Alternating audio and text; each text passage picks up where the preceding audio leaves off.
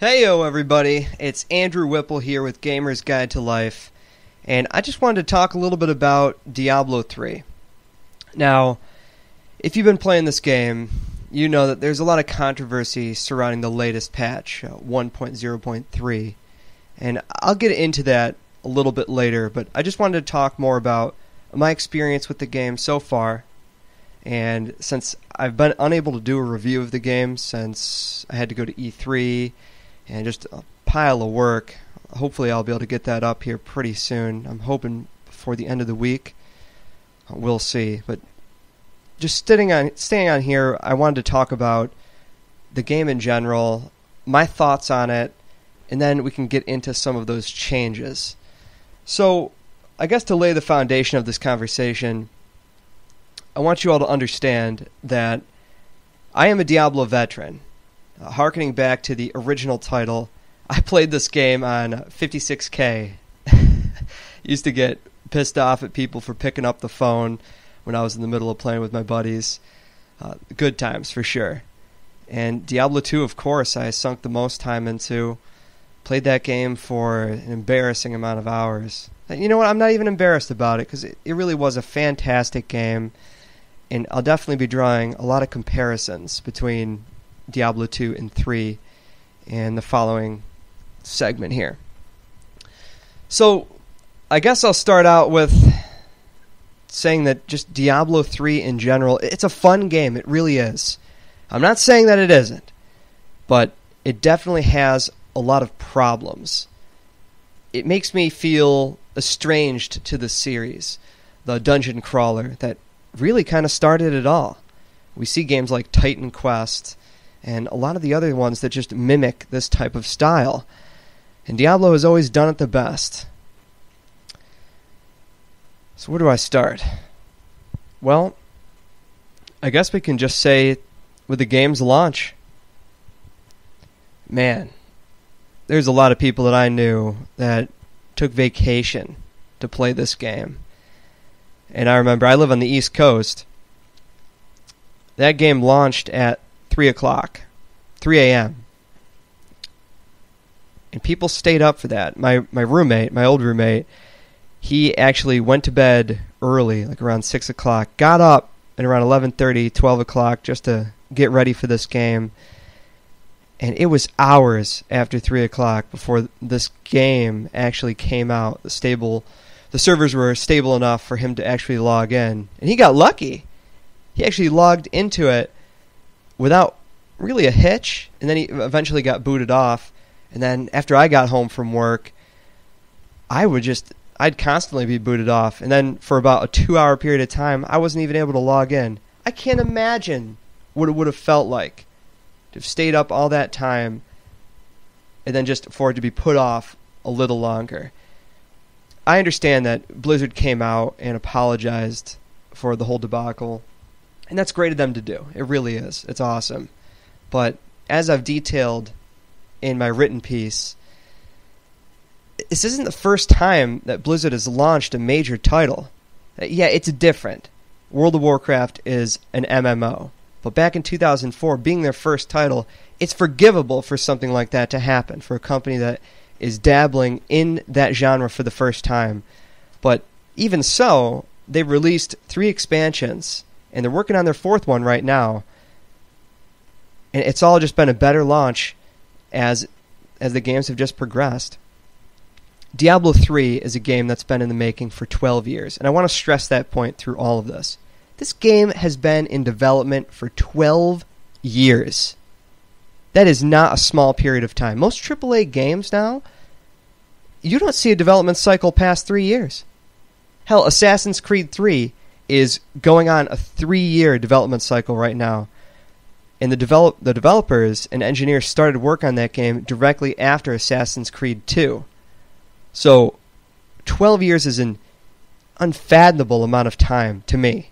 And I can't imagine where, well, I actually can take a few guesses as to where it's all gone. Because with this launch, if it's any indication, yeah, it's a really popular game. Your foundation is already built. You've got your fans. People are waiting. It's a Blizzard product. You're known for your polish, and you're known for the quality behind the games. So that's not an issue. It's a non-issue. But you take that and then you botch up the launch by saying that you didn't expect those kind of numbers, which I just don't understand how that's even possible. I really don't get it. But you know what? That's the smallest thing in all of this. Because the game itself, to me, being a veteran of the games, as I said, it feels different. It really does. I don't like it. I really don't. So, starting from the beginning, I had a lot of fun playing through normal. Because you can really use whatever you want. And I would say that people who are listening to this probably already know. But you have the elective mode that you can turn on that will allow you to sort of put all your abilities on your taskbar. You're not sort of restricted to just those specific abilities. I don't know why that wasn't just enabled to begin with. But Blizzard has done a good job at streamlining a lot of the stuff that you'd find in just most contemporary games, MMOs in general. It's nice to have those 6 different buttons to press, if you count also your left and right mouse button. It's neat because you don't have to worry about all those filler moves, the stuff that in Diablo II you'd never use. You just click on that ability because, hey, it's going to get you to the next one, whatever. But the skill system, it's interesting. I'm very conflicted about it. Because on one hand, it's really nice to be able to, I'd say, just select whatever move you feel like doing at that time. And it works in normal, as I said. It's a lot of fun. You can do whatever you want. But the problem is, Diablo, it's always been about grinding, getting the gear.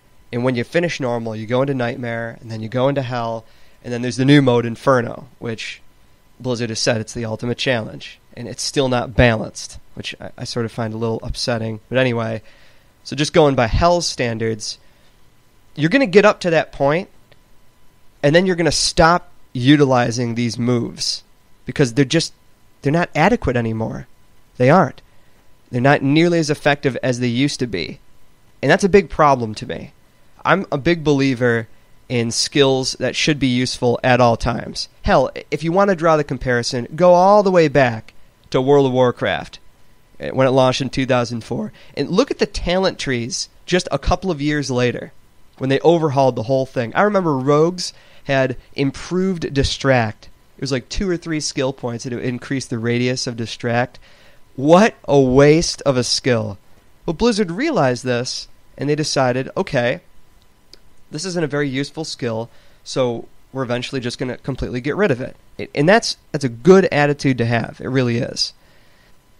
So they've got a rune system in Diablo III which can augment your abilities. So let's say, to the people who are unfamiliar with it, let's say that you're a wizard, the class that I played, and you've got Meteor. Okay, so Meteor is just going to summon a big fiery boulder from wherever, and it's going to do a ton of damage after a certain period of time when it lands. Okay, well, maybe you want something different. So after you reach a certain level, you can click on this rune, and it'll give it a different ability. For instance, there's this one, I forget what it's called, but it turns the meteor into small meteorites and just scatters all over the place. There's another one that makes a giant frost ball sort of come down, and it'll slow people and freeze them. And then there's another one that you can cast a whole bunch of times that it infuses it with this like arcane energy. And it's all cool. It's great. The effects are totally different. It's a lot of fun to see that stuff. And every ability in the entire game changes based on the runes that you have equipped. That's awesome.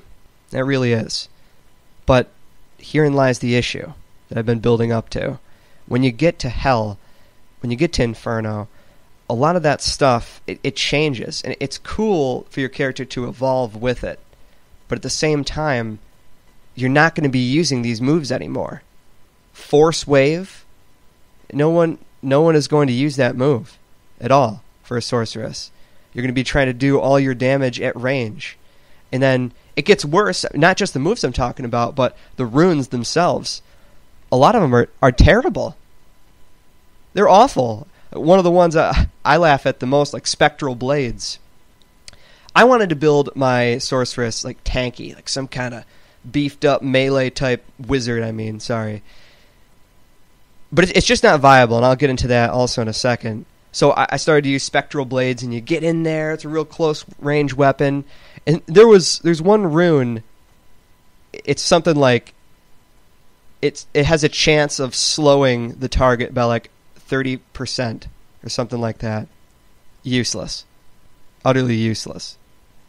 Then there's some other moves too, like Magic Missile, which is another one of your signature spells. There's a rune that it says there's a 70% chance that it'll go through the next target to hit others. Why would anybody use that? There's far better things out there that can hit multiple targets for more without any kind of percentage chance.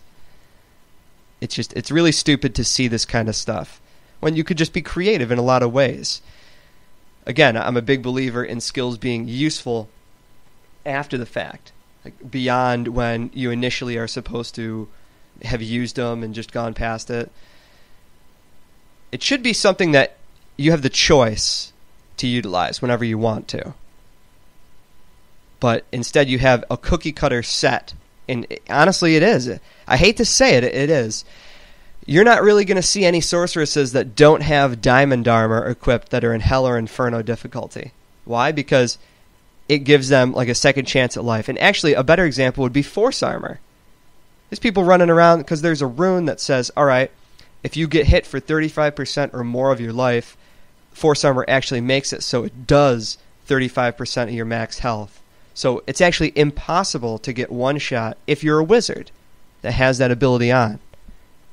And that's important. They're all going to have that. They're just all going to have it. They're not going to use Meteor that takes forever to come down, and you have to aim it and hope that the guys don't move out. Why not just have Disintegration or Arcane Orb? You can aim it, it's more accurate, and it's going to deal more damage. I just don't get it. I don't know why some of these abilities are there. It's all the flash to get people really into the normal modes, and then they just forget about it later. I don't like that at all. There's no reason why we shouldn't be able to utilize all of these moves depending on who you are. And you can still kind of do it if you're playing with friends. Like Arcane Torrent is a really cool channeled ability, but while you're using it, you can't move, so you're at a severe disadvantage. A severe one. So you may as well get Arcane Orb that can just shoot through all your friends, and you can move while doing it, so you don't have to worry about it. That's the kind of stuff that I'm talking about. So that's pretty disappointing as far as skills and those runes go.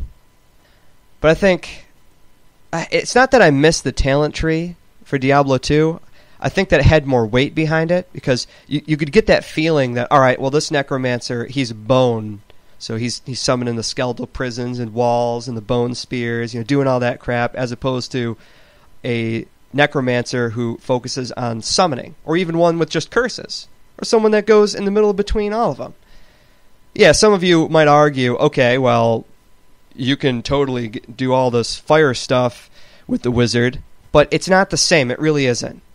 There's a couple of passive skills that increase the amount of damage that you can do as quote-unquote fire wizard, but it's not the same as going down just the fire tree as the sorceress in Diablo 2.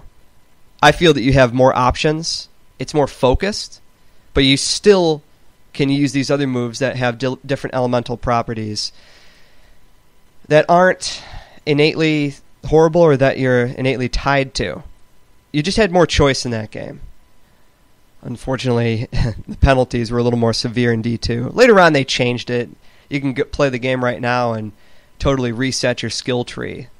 It's not forgivable for the initial launch of the game, which is when I played. But it's still something to think about. It really is. And Diablo 3 is good about that stuff. They don't penalize you since you can switch anytime you want. But getting into that, the attribute system is different too. They automatically do it for you in D3. And at first I think it's really cool. I thought it was cool, because you don't have to worry about requirements. Everyone remembers that's played D2 that even as a sorceress or necromancer or druid or anything like that, you might have to actually put points into strength. to wear the higher armor up there with the higher defense and better statistics. You might actually have to do that. But in D3, there's no requirements for anything at all. A sorceress, or a wizard, I keep getting that screwed up, who's level 2 and finds like a plate mail piece of armor with, no, it's not tied to like a certain class or anything. You can wear it as long as you meet the required level. That's it. There's no strength or anything, no requirements like that at all. That's cool. It is, but I miss sort of the customization of being able, if I want to go that road, if I want to travel down it, then I can. I think that they could have found something in between. Now, I also think, as far as statistics, stats and attributes go in general, while you don't have complete customization over it, it's not that bad of a thing, especially since, the inventory, for instance, instead of picking up a partisan in Diablo II and having it take up pretty much your entire inventory, everything, no matter what, takes up like 2 sections, 2 slots. It's a little rectangle. That's awesome. That's really cool. But this is my biggest gripe with Diablo III, and I guess I can just get into it right now. The loot system.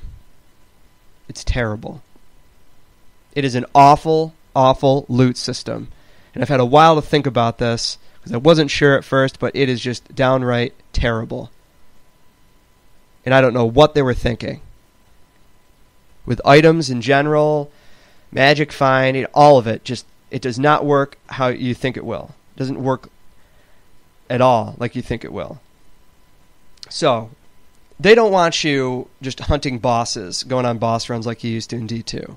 Later on in the game, you're going to kill these champion packs and you're going to get stacks of valor. And that can stack up to 5, and yada, yada, yada. You can go around and then you can kill a boss and then he'll drop some awesome loot for you. Okay. It's kind of cool. You have to go around and look for the champion packs and such, but the issue with this game leading up to the Hell and Inferno difficulties is that you just don't get anything anymore. All the stuff that drops is trash. And there's going to be trash no matter what. It's a Diablo game. Everything's randomly generated. But this is trash that just is not useful, like, at all. In Diablo 2, let me be more specific.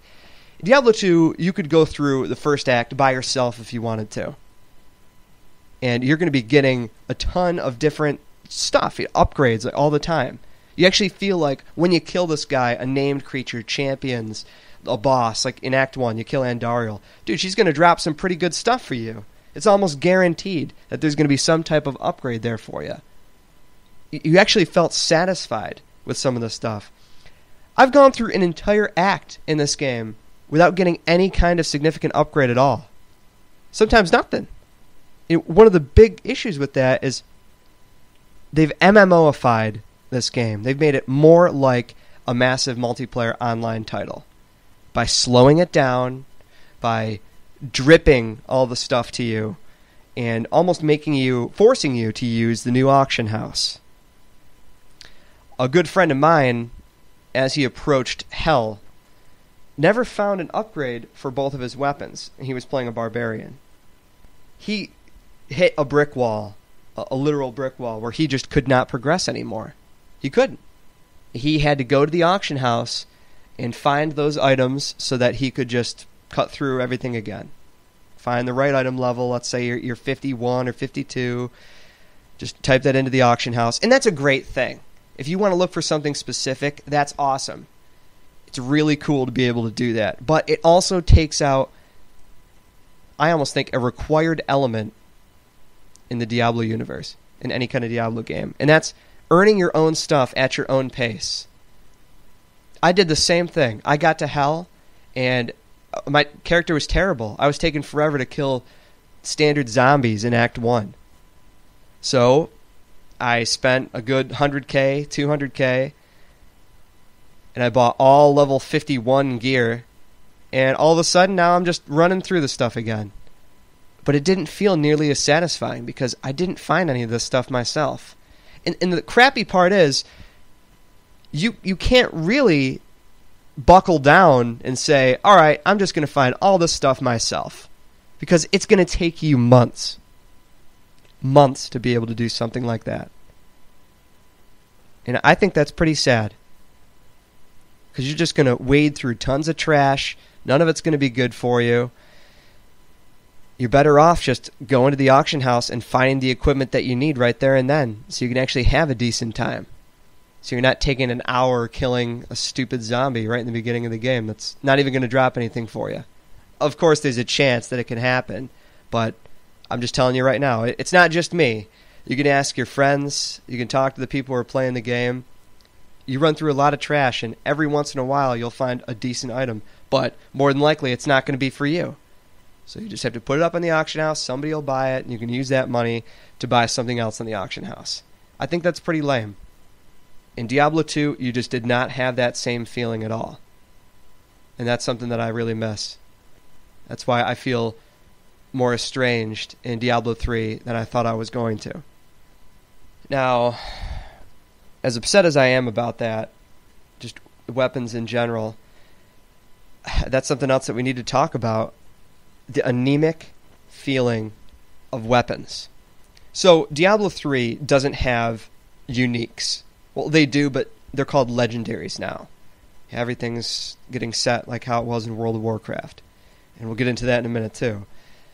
So no unique items, legendaries. And legendaries I guess you could call unique, but let me see if I can be clear here without confusing everybody. So in Diablo 2, we'll use the example that I used in my write-up. The Ballista, the Buriza.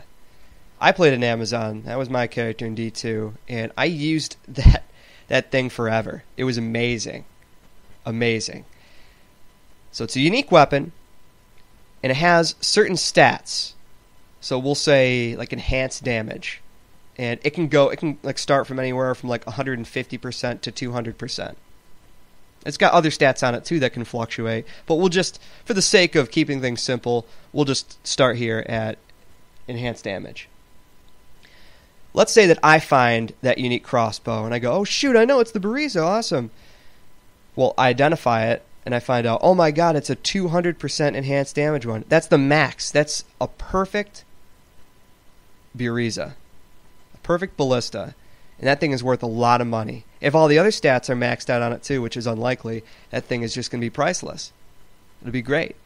But maybe a friend also finds it in another game, which also is unlikely, with all the random drops and such.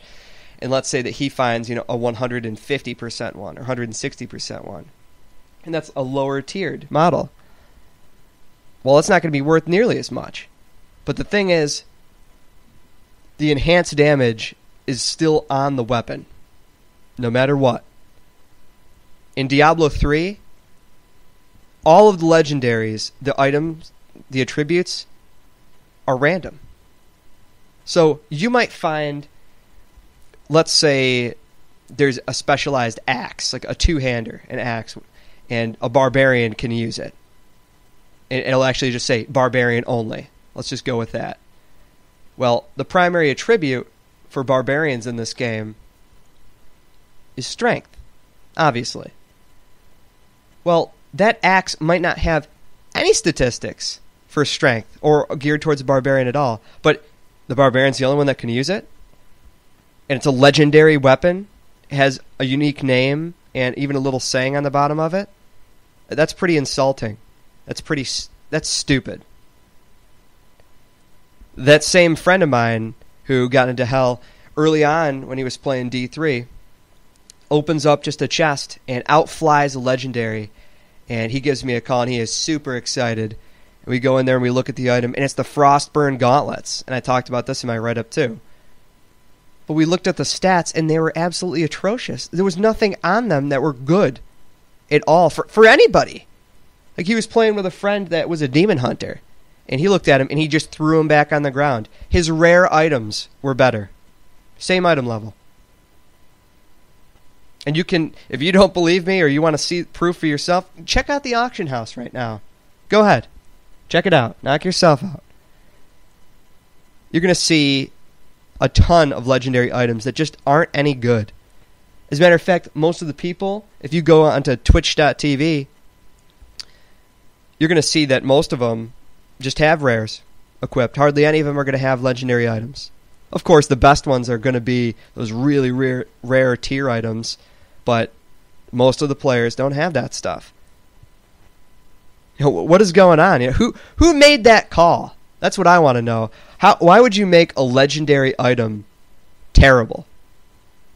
That doesn't make any sense to me at all. Yeah, there's lower tiered items in Diablo II geared for the smaller player. But you can use that stuff for a long time if you want. In this game, you're going to get those items, you're going to look at them and just go, wow, this is garbage, and then just sell it. And not even on the auction house because no one's going to buy it. Just directly to a merchant. That's stupid. I don't understand why they have to have completely random stats just in general. It doesn't make any sense to me at all. And speaking of just random stats and such, I'm going to go off on a tangent here, but I don't like how Diablo 3 is set up as far as the quest systems. It really feels like I'm just running in a straight line. And yeah, Diablo 2 worked a lot in the same way. No matter what, you have to complete these quests to get to Mephisto or Diablo or Baal, all those guys. Some quests you didn't have to do, but it felt more involving. For instance, in Karast in Act 3 for Diablo 2, you could go and get that little statue and bring it back, and that guy would make you a potion that would increase your health permanently by like 20 or 60 or something like that. Or in Act 5, in the expansion Throne of Destruction, you could get that specialized scroll that would permanently increase your resistances. There's nothing like that in D3 at all.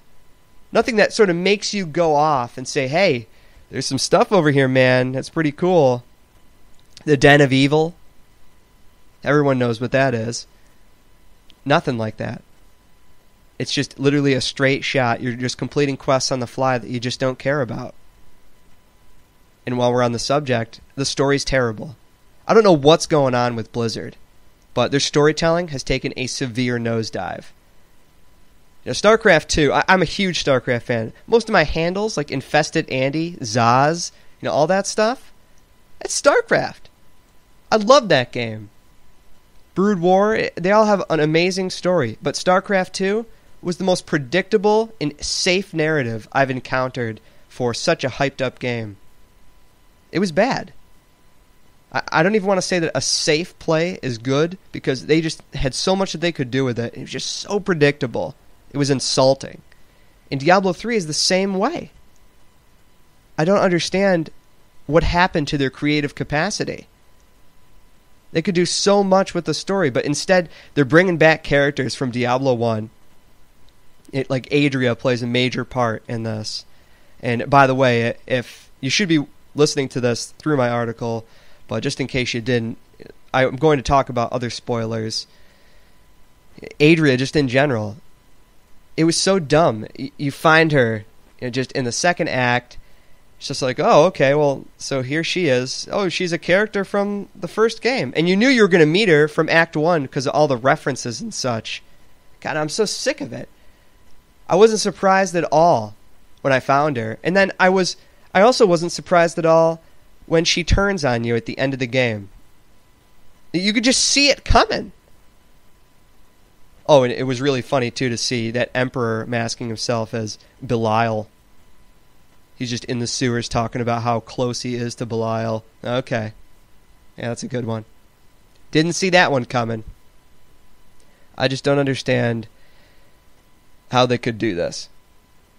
And then even Deckard Cain, who dies in the first act, doesn't even get his own cinematic sequence. Just dies in a normal in-game cutscene. Who cares? Deckard Cain's dead. He's only just one of the most iconic characters in the Diablo universe. I don't know how anybody could just let that slide. And that's the sad thing, too, is that I think most people who are playing Diablo now don't really care anything for the stories and such. There's all this outside lore, just like with StarCraft now, where you need to read the books, you got to get really involved with the story. I'm against all that stuff. I've read some of those books. Honestly. And there's some really cool backstory. There is. Like the Sin War trilogy plays a big part in a lot of the events that you see here, that they allude to. But it's it's so stupid because when you get in an argument with somebody, they'll say, well, they did talk about that. In the games, no, they didn't. They didn't talk about any of this stuff. You have to read outside information, and that's crappy. If you want it to pertain to your game, you need to talk about that in the game itself. You don't need to make your fans and players go and read these other books to understand the story. You're not going to just start a game in the middle of where a book leaves off. That's lazy. It's just like with Deckard Cain's adopted daughter there, Leah. Where did she even come from? This stuff, it bothers me. It really does. They were trying to focus more on story, but it just didn't come out very well at all. But going back to loot and such, so they added a new crafting system. And it's a decent attempt, but it just doesn't come together at all. As a matter of fact, it makes me pretty pissed off. Because I was one of those guys where I'm always involved in the crafting systems because I want to see what they do. Why not? I mean, they're there, and it's a new feature. Of course I'm going to explore it. You'd be a fool not to. So you can go to the blacksmith, and he can break down materials for you, and you get all these essences and such, and you can craft different items. Well, firstly, I think it's stupid that while you're upgrading the guy, spending a ton of gold on it, yeah, he's finding new recipes and such, but hardly any of them are even worth touching. And even if one might be, they all come with random properties. So you might have to build a set of pants 3 times to find maybe one statistic that's good on it. Again, with the random attributes on items thing. That's annoying. You almost find yourself doing the Skyrim thing and just making tons of daggers or hatchets just so you can increase your skill points. There's no skill points like that in this game, but it's almost like the same thing. You're just trying to find that one item. But I think the biggest insult to the crafting system, to me anyway, I take major offense to it, is that I broke down hundreds of materials. I've got it all sitting in my bank right now, and I'm thinking, all right, great. I can use this stuff coming up. But as I'm upgrading the blacksmith and such, I'm finding, wow, okay, so I'm at level 6, and now it's not using any of this stuff at all, and I haven't run into any useful crafting items at all. A friend of mine who's actually been a lot further than me in this game sort of laughed and said, dude, what are you doing? And I said, well, I was just trying to use the crafting system. And he said, don't, it's a joke. Yeah, the only things I found out that are worth making are stuff that you find in Hell or Inferno. Schematics that drop, of course, that are incredibly rare. Gee, what does that sound like? An MMO. That's not forgivable. A crafting system that isn't useful until the very end game. Come on. There were people who played D2 for hundreds of hours that never reached the level cap. I remember I was only like 95. 95, playing all that time. Never reaching the level cap. Never reaching 100. But people are just at 60. Just everywhere. Level 60. Yeah. I'm going to go try and farm for some schematics. Where? It's not like an MMO where you can look up maybe where the stuff will drop. Maybe it has a better chance of dropping in a certain act. But that's pretty stupid. I'm not against dropping schematics and such in the wild, but the way that they implemented it with the crafting system, yeah, it's just bad. Just straight up bad. And that seems to be the central theme with why I really dislike Diablo III. It's an MMO. They've slowed this game down to a crawl. They want you to just go through hordes and hordes of trash items, use the auction house, and just farm up everything. Oh, it's so good and fantastic. No, it's not. It's a grind. And while, yeah, you're probably out there saying, well, Diablo always is a grind. Okay, but it wasn't noticeable in Diablo 2 because you're constantly being rewarded with something. It doesn't feel that way at all in Diablo 3. And if you think it does, you're lying to yourself. I can just straight up say that. It's not a good system. It isn't. Anything that forces you to use the auction house instead of trying to discover your own stuff I mean, what's the point? What is the entire point of this game besides getting gear? That's all Diablo ever has been. And that would be fine on paper. But the way that Blizzard has done this, it's superficially enhancing the longevity of the game. Diablo 2 did this just by itself. You're always overpowered in Diablo. You want to go through all these waves of demons, and there's just torrents of guys coming at you. And you're cutting them down and just getting items and doing it again and again. It's fun to do that stuff. But now it's taking forever to get through a certain area. And that's a crime. Because it's not even fun to do it. You're not getting anything that's really helping yourself. It's frustrating. It's really frustrating. And as I alluded to when I started this whole conversation here, people are going nuts right now on the forums. Go check out the official Blizzard forums right now. That latest patch has just destroyed everything. When I read that they no longer are going to drop items from any kind of vases or anything of that nature, pots, I didn't even know what to think. I don't understand why that change was necessary. Why are the pots and stuff even there then? What's the point? Some people might say, oh, well, it's kind of stupid if, the grandfather drops out of a pot. No, that's how it always has been. It's kind of stupid to see the grandfather drop out of a quill rat. Or something that doesn't even carry it. Come on, this stuff has been happening in games forever. Oh, you just killed that little wolf. Well, he just dropped a nice pair of boots for you. So don't give me that. There's also a pretty good comment or a sentence that they had. Weapon racks no longer drop weapons 100% of the time. That's brilliant. That is brilliant. Who forged that guy's transcript that came up with that decision? That's what I want to know.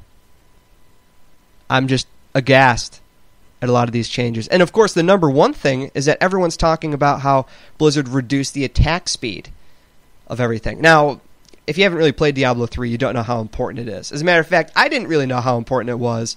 A friend of mine was sort of explaining that stuff to me as I was increasing my level, sort of understanding how the game worked, since it is different.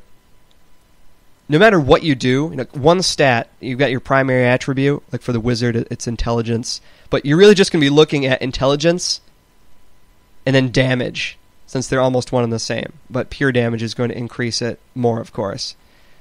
Well, putting on a ring that, let's say, just increases your attack speed by 15%, that's going to increase your damage as well. Like your DPS, there's actually a big number for it there.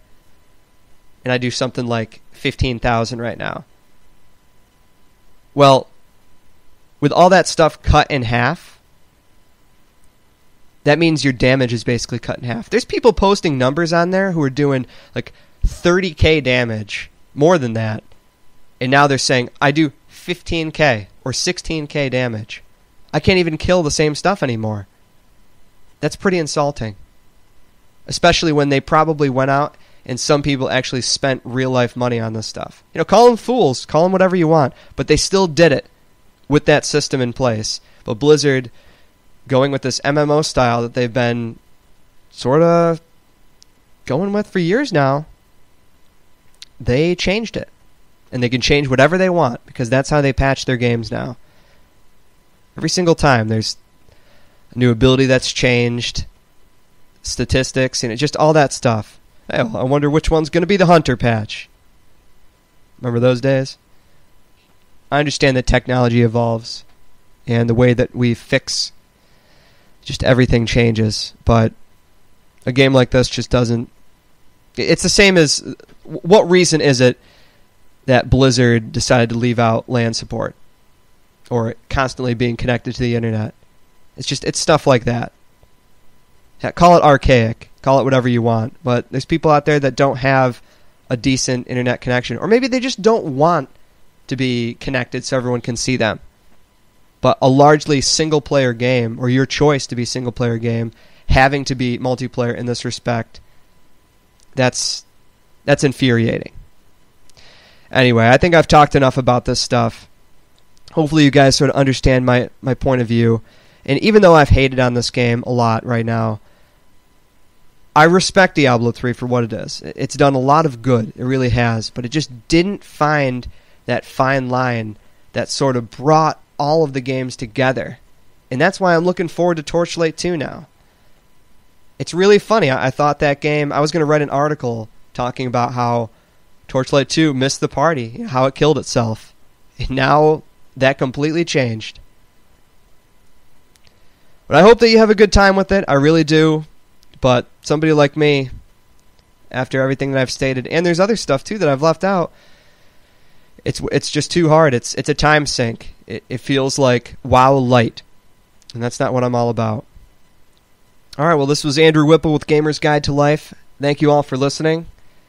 And hopefully we'll see you next time.